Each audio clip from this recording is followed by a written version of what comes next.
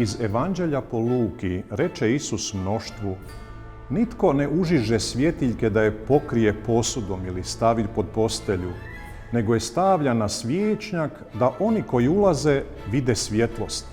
Ta ništa nije tajno što se neće očitovati, ništa skriveno što se neće saznati i na vidjelo doći. Poštovani gledatelji sportske televizije, na jednome stadionu će za večernju utakmicu biti upaljeni moćni reflektori.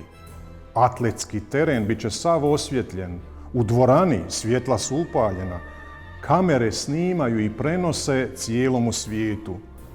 Šport odmah razumije Isusovu sliku iz života. Svjetiljku pališ zato da svi koji dolaze od nje imaju koristi. Svi mogu na svjetlu vidjeti što se zbiva. I onu pouku koja slijedi, da se tajna razotkriva, šport iz iskustva poznaje.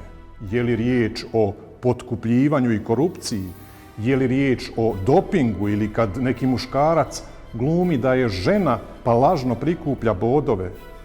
Koliko puta se već, hvala Bogu, razotkrilo nepoštenje, pa i ono najsofisticiranije.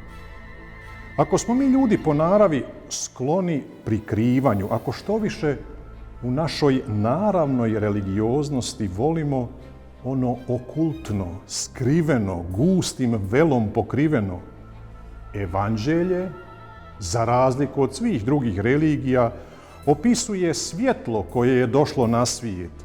Sam Isus izjavljuje da je svjetlost svijeta. Pavao, koji će postati prvi pisac Novoga Zavjeta i prvi kršćanski teolog, osobno je doživio to svjetlo s neba u svoj njegovoj silini pred kojom čovjek pada ničice. Prodorna logika Evanđelja vrlo je jasna.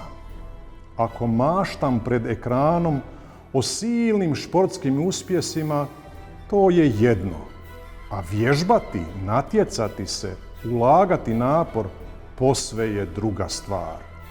Ako samo razmišljaš da si veliki vjernik, ako maštaš o silnoj vjeri, a nema te u crkvi, ostaćeš i bez onoga što umišljaš da imaš.